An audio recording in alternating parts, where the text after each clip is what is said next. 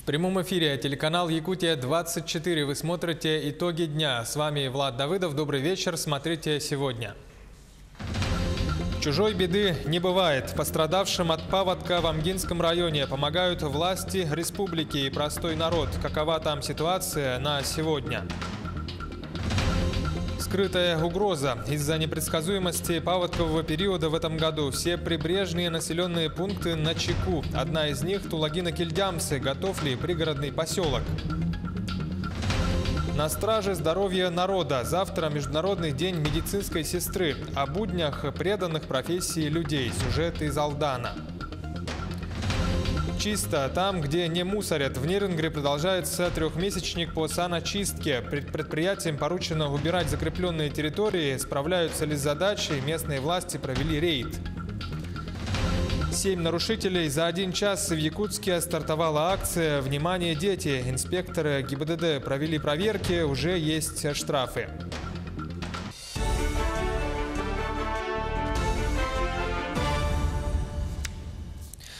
Сложная ситуация в Амгинском районе сохраняется. 4 поселка накрыло наводнением, под воду ушли сотни дворов и домов.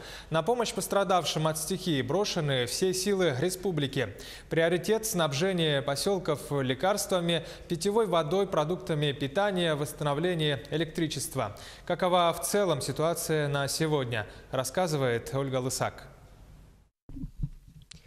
Стихийное поднятие уровня воды в Амге оказалось слишком быстрым. Многие не успели вынести даже документы. В итоге в районе потоплено 4 населенных пункта. Это 300 дворовых территорий, в том числе почти 200 жилых домов, в которых проживает 522 человека, среди них 173 ребенка. По словам жителей нефтебазы, спасение утопающих оказалось делом самих утопающих. Никакой МЧС, никто нас не перевозил. Мы только из своих интересов, да, вот своими силами, да, нашли надувную лодку резиновую и переправились через ЦХТ по озеру. Встает еще одна проблема – чем накормить и напоить оставшихся без дома людей. В потопленных территориях самая большая необходимость, и она же может нести опасность – это питьевая вода.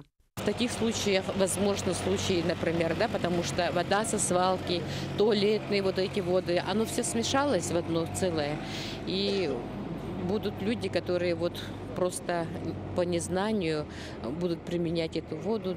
К счастью, угрозы эпидемии в Амгинском районе сейчас нет. Проба взята из озера Булун, из речки Крестяха. Результаты анализов удовлетворительные, поэтому уже начали брать воду с Крестяха и из Булуна. Картошка, консервы, крупа. Со вчерашнего дня на территории администрации Амгинского района организована выдача продуктов питания пострадавшим от паводка. Сегодня помощь также начала поступать от индивидуальных предпринимателей Амги в виде продуктов первой необходимости. Такая помощь организована в селах Мяндиги, Абага, Чапчалган, Амга и Амгино-Нахалинский наслег. По Амендигинскому наслегу продукты полностью направили вертолетом, по Абагинскому наслегу уже наземным путем стыковочным способом полностью отправлены продукты питания. Отдельную проблему создали перебои электроснабжения. Многие ЛЭП потопила вода. Их вынуждены были обесточивать. Некоторые столбы просто упали под натиском льдин. Сейчас в районе активно ведутся работы по восстановлению подачи. Работает здесь в количестве 12 человек. Задействовано 3 техники, 2 автомашины и моторная лодка. Давать оценку ущерба от наводнения в Амгинском районе пока рано. Это будет сделано после прохождения паводка. Очень много вопросов, кстати, население задавало по ущербу. Есть люди, которые не прописаны по месту жительства. Есть люди, у которых имущество не оформлено. Но у нас опыт уже есть. Будет делаться 2 списка. Там, где у нас все в порядке, люди будут опережающие получать. Там, где есть вопросы, мы попросим, обратимся в прокуратуру, подать иск коллективный по защите прав людей, которые сегодня в такой ситуации оказались. Сейчас уровни воды опускаются, однако спасатели опасаются новых заторов. Угроза паводка нависла и над селом Мындагай-Чурапчинского улуса. Там ввели повышенный режим готовности. Причина та же – скопление льдин в русле реки Амга. 27 жилых домов расселили по родственникам и в пункт временного размещения. Весь скот в селе перевели также на возвышенное место. Кроме того, в Наслеге запаслись продуктами питания и необходимыми медикаментами. Мындагай сегодня посетила правительственная группа во главе с премьер-министром Евгением Чекиным. В ходе встречи жители села обратились к членам правительства с просьбой оказать содействие в строительстве моста, береговых укреплений и дамб. Сделать поселка наливные низкие поймы вокруг села Мындагай. Надо сделать 1,5 километра защитную дамбу. Егор Афанасьевич поручил по населенным пунктам, которые находятся в зоне подтопления, провести авансирование до 70% по сдаче молока. В свою очередь Евгений Чекин сказал, что все необходимые меры приняты, ситуация находится под контролем. Комплекс работ был проведен, работа по Амге будет продолжаться. И сейчас вылетел вертолет, опять же, для организации взрывных работ на очередных участках реки. Поэтому республиканское правительство и глава лично держат эту ситуацию на контроле. Муниципальные образования в целом готовы к прохождению паводка. Поэтому я считаю, что на текущий момент сделаны и выполнены все необходимые меры. Затем, как движется ледоход на реке Амге с воздуха, осмотрела группа главы Госкомобеспечения Республики Юрия Зайцева. Под населенным пунктом Абага еще наблюдается крошечный лед. На всем остальном протяжении реки вода практически чистая. Лед кусками наблюдается уже в районе Самарсуна на границе с Чурапчинским районом. Что касается второй волны, которой опасаются амгинцы, как оказалось, она уже сейчас проходит. Вторая волна как таковая, она уже идет. На самом деле вчера спад воды был на 1 метр, но его фактически не ощутили, потому что вот эта вот как раз вторая волна, она уже пришла. И уровни фактически у нас не уходят и не приходят, прибывая. Поэтому она постепенно проходит. Вот. Ну и хорошо, что на территории района фактически затороопасные явления, они уже полностью ликвидированы. Поэтому вода проходит уже и по естественному руслу. Конечно, разливы очень большие. Сегодня с вертолета мы наблюдали, значит, разливы по 2, по 3 километра. Вот. Это высвобождает реку. И как в районе, значит, Амги, так и в районе Абаги. Но в ближайшие сутки двое уровень воды на реке Амге у села Харбалах Татинского улуса может достичь отметки 1000-1100 сантиметров при критическом показателе 1000 сантиметров. Ожидается подтопление населенного пункта. Об этом говорится в штормовом предупреждении якутских синоптиков, адресованного главе Татинского района. Ожидается подтопление села Чемнаи. Ледяной затор образовался теперь и у острова Сата в Нюрбинском районе. Он находится ниже всех населенных пунктов улуса. В случае возможного неблагоприятного развития ситуации есть угроза подтопления 4 наслегов – Мальжагарского, Жарханского, Кюндядинского и Октябрьского, также микрорайона Речников в самой Нюрбе.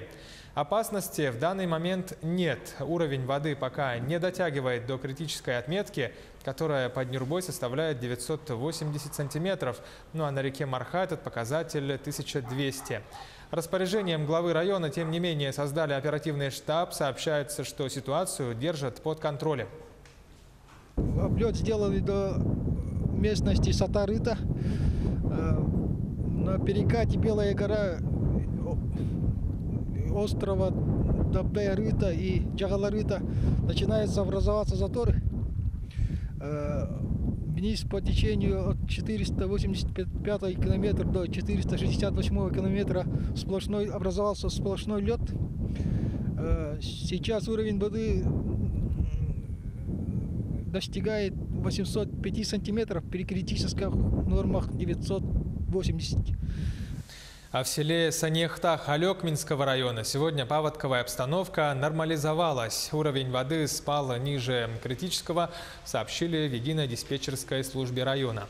Напомню, утром там подтапливало дворовые территории. В настоящее время нижняя кромка ледохода на реке Лене находится у села Синск Хангаласского района. Из-за крупного наводнения в Амгинском районе и в целом непредсказуемости паводкового периода в этом году все прибрежные населенные пункты находятся на чеку. Одна из них – Тулагино-Кильдямский наслег. Насколько готов пригородный поселок к возможному подтоплению? Репортаж Ланы Ильиной. Более 4500 жителей Тулагино-Кильдямского наслега к паводку готовы. Здесь знают, что от стихии можно ожидать чего угодно. Нынче дополнительная угроза заключается в том, что толщина снега превышает норму, а значит, опасность подтопления повышается. С сегодняшнего дня повышенная готовность, так как вчера окружная администрация издала распоряжение о введении режима повышенной готовности. Соответственно, я издал приказ. И с сегодняшнего дня начинается круглосуточное дежурство рабочих. Ну и, соответственно, все мероприятия, пункты временного размещения будут готовы, развертывание при получении сигнала ЧС. Временных пунктов размещения населения у нас 2. Это в Сырдахе, здание клуба, и в Кильдямцах. Также Дом культуры. В администрации наслега создана рабочая группа из 4 подгрупп. Группа информации, пункта временного размещения, эвакуации и группы сельского хозяйства. Каждый следит за доверенным ему участком, но, как показывает жизнь, погода может быть непредсказуема. Так прямо сказать сейчас нельзя. Только можно прогнозы. Возможно, будут повышения уровня. Но повышения в любом случае будут. Но думаем, что таких опасных отметок не достигнет. Это все зависит от той погоды, в то время, когда будет ледоход. Заморозки будут или вообще то солнечно тепло будет. Все само растает, уйдет. В наследии насчитывается 466 голов крупного рогатого скота и около 1000 лошадей. Проведены учения по отгону скота. Все необходимое для безопасного пропуска паводковых вод сделано. Поселок готов. Для контроля паводковой ситуации в Тулагино-Кильдямском наслеге установлены гидропосты. Вот по этой линейке 11 метров 60 сантиметров являются критическими. Начинает подтапливать дворы, расположенные у самой протоки. С 11 мая установлено круглосуточное наблюдение за уровнем воды. Лана Ильина, Семен Семенов, Якутск. Тем временем тариф на суда на воздушной подушке по маршруту Якутск-Нижний Вестях все-таки повысится. Цена возрастет на 500 рублей и составит 1500. По словам перевозчиков, это связано с осложнением обстановки на реке и возрастанием расходов на топливо. Когда лед относительно подровняется, то цена вновь опустится до 1000 рублей, говорят перевозчики. Подвижка прошла на реке, тяжело стало ходить. Но я не знаю, на днях, наверное, уже повысится до 1500 конкретно. Пока не уравновесится лед, нормально, ровненько пойдет, тогда обратно на 1000 рублей упадет. Тяжело стало ходить воздушным подушкам. Это тут, сами видите, и тут так. А там на реке тяжело ходить. Сейчас короткая реклама. Смотрите далее во второй половине итогов дня. На страже здоровья народа. Завтра Международный день медсестры. О буднях преданных профессии людей. Сюжет из Алдана. Чисто там, где не мусорят. В Нерюнгре продолжается трехмесячник по саночистке. Предприятиям поручено убирать закрепленные за ними территории. Справляются ли с задачей? Местные власти провели рейд. 7 нарушителей. За 1 час в Якутске стартовала акция «Внимание, дети». Инспекторы ГИБДД провели проверки, уже есть штрафы. Это и многое другое через минуту. Это Якутия-24 в прямом эфире. Мы продолжаем итоги дня. Работа над трехтомником под названием «История Якутии» завершится в начале следующего года. Об этом на совещании при Егоре Борисове по вопросам подготовки этого крупного научного труда сообщил руководитель проекта Анатолий Алексеев. Он сказал, что получены рецензии от ведущих университетов страны. Есть замечания, над которыми уже работают. Большие споры вызывает последний том, отметил Алексеев. Он включает в себя историю Якутии с 20 века по наши дни. По нему в июне научное сообщество республики должно провести семинар. После третий том будет завершен. Сейчас объемная работа предстоит над иллюстрациями книг. Это требует немало времени и сил, подчеркнул профессор. Начиная с 90-х годов у нас в республике было много издано краеведческой литературы. И очень-очень много повторяющихся там, скажем, и фотографий, и персонажей и так далее. А мы хотим, чтобы это гляделось более свежо и было новое. А что значит новое? Для того, чтобы найти новые материалы, фотоматериалы, это надо работать много в архивах, и не только в Якутске, но и в других архивах, потому что исторически так получилось, что очень многие архивные материалы Якутии, они хранятся частично в Иркутске, частично даже в Томске, и дальше Москва и Санкт-Петербург. В селе Чапаево Хангаласского района установили первую сваю будущей Малой академии наук. В церемонии принял участие руководитель республики Егор Борисов. Строительство началось в апреле этого года. Ввод здания в эксплуатацию планируют в 2019-м.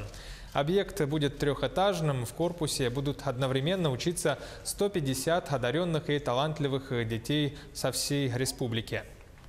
Конечно, мы в последние годы обратили внимание нашим талантливым детям.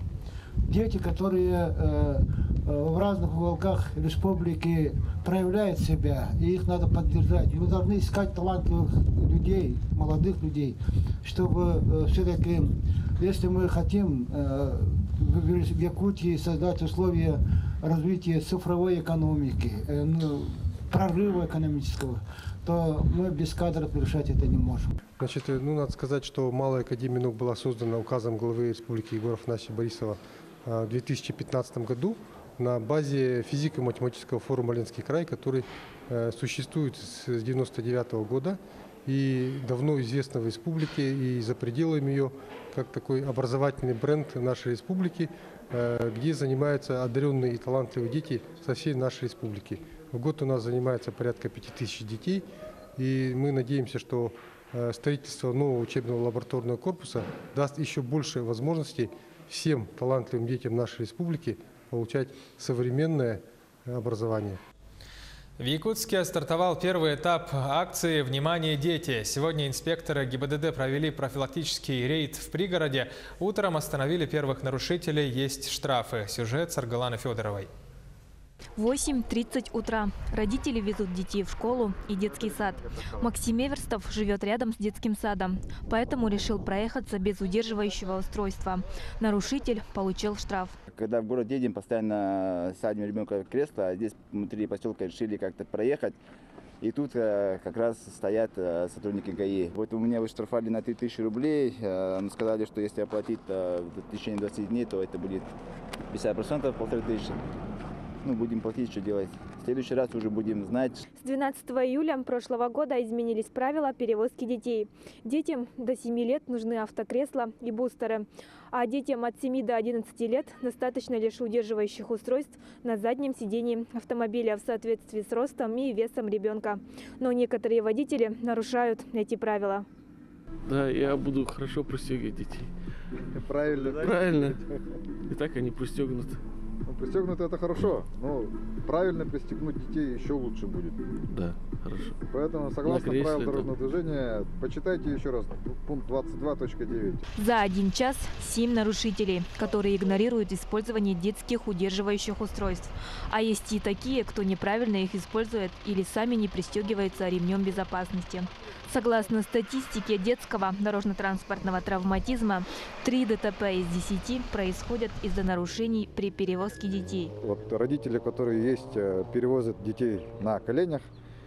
И даже в том случае, когда родитель держит и думает, что он держит ребенка очень хорошо и сильно, да, в любом дорожно-транспортном происшествии, даже это будет скорость буквально 20-30 км в час, то уже у ребенка его вес 10 килограммов превысится в десятки раз. Родитель никак не сможет удержать своего ребенка на своих руках. С начала года на территории Якутска произошло 29 дорожно-транспортных происшествий с участием детей.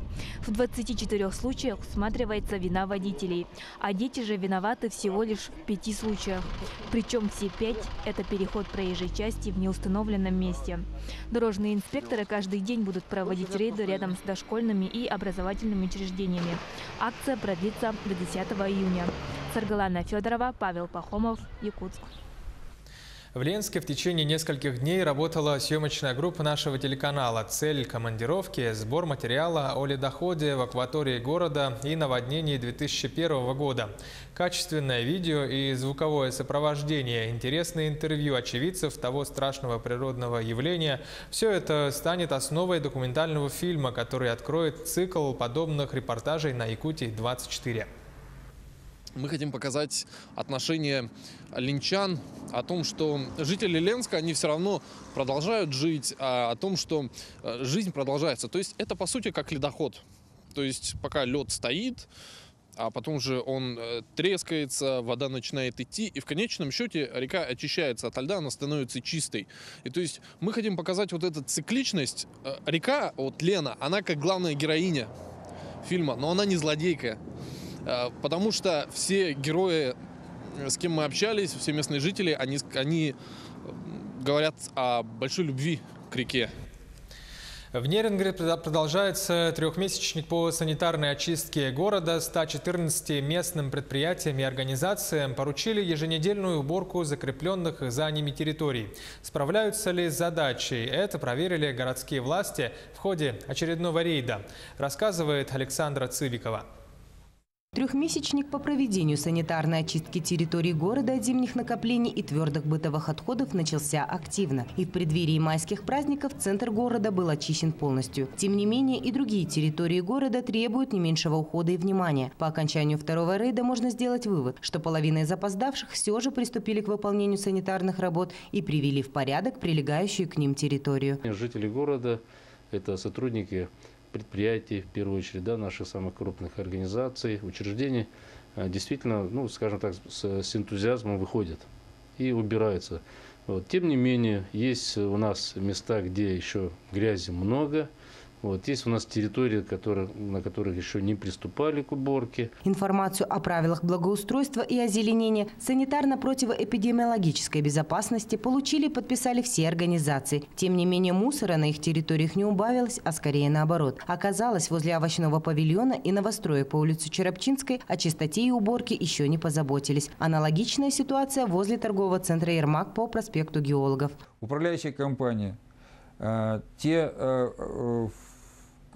коммерсанты у нас, деловые люди, которые содержат на территории города какие-то торговые точки, иные предприятия, выйдите на эту территорию и, согласно правилам благоустройства, в 15 метрах от своих объектов уберите все от мусора.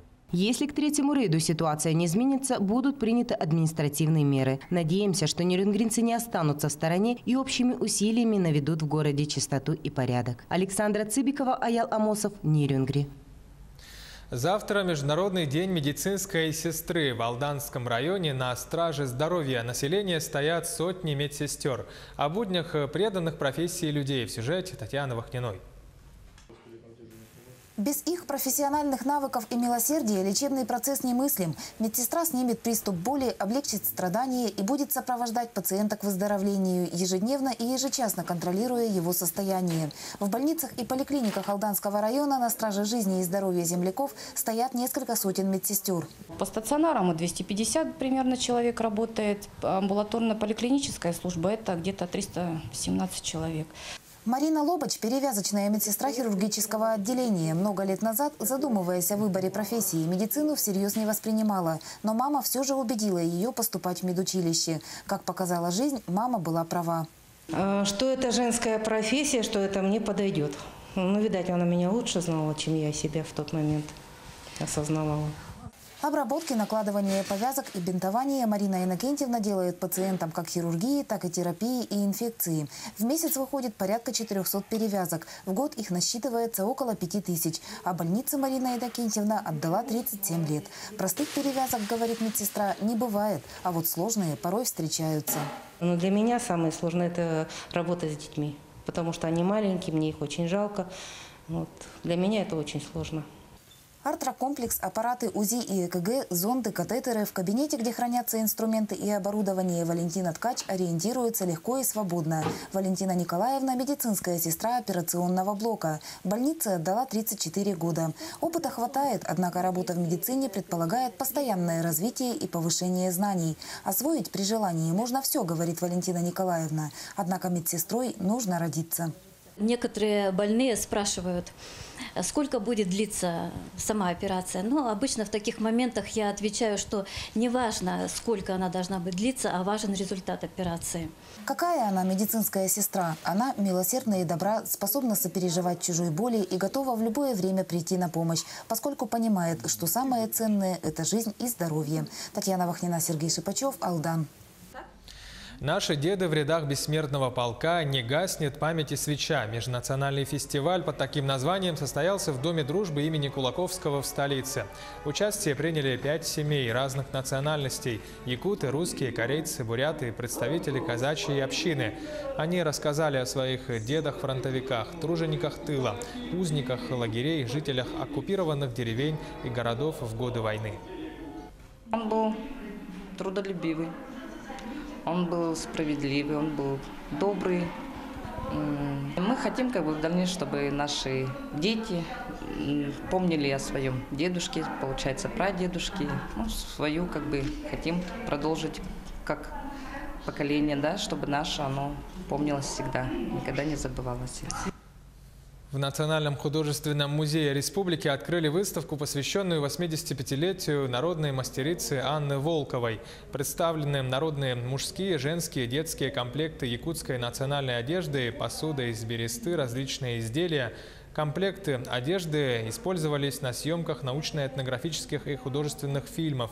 Мастерица умело использует приемы аппликации традиционного лоскутного шитья из сукна и меховой мозаики.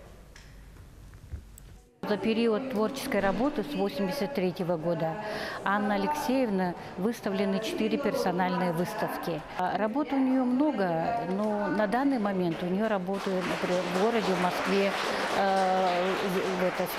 в Санкт-Петербурге, в городе Томске, есть в Японии ее работы. В Якутске состоялись спортивные сборы по кёкусинкай-карате. Как прошло и в чем особенность этого вида спорта, рассказывает Александр Зубехин.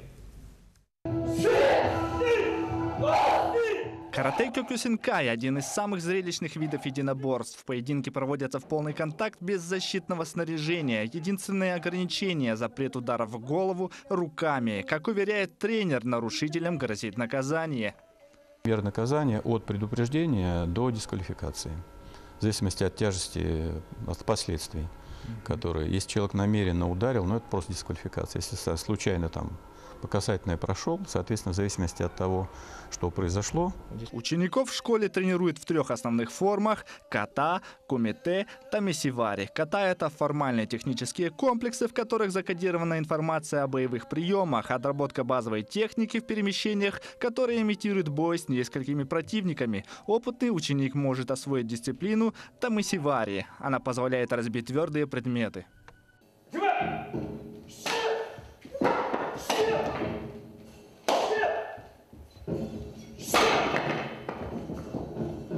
Я занимаюсь карате с 1 класса, сейчас учусь в 9 классе.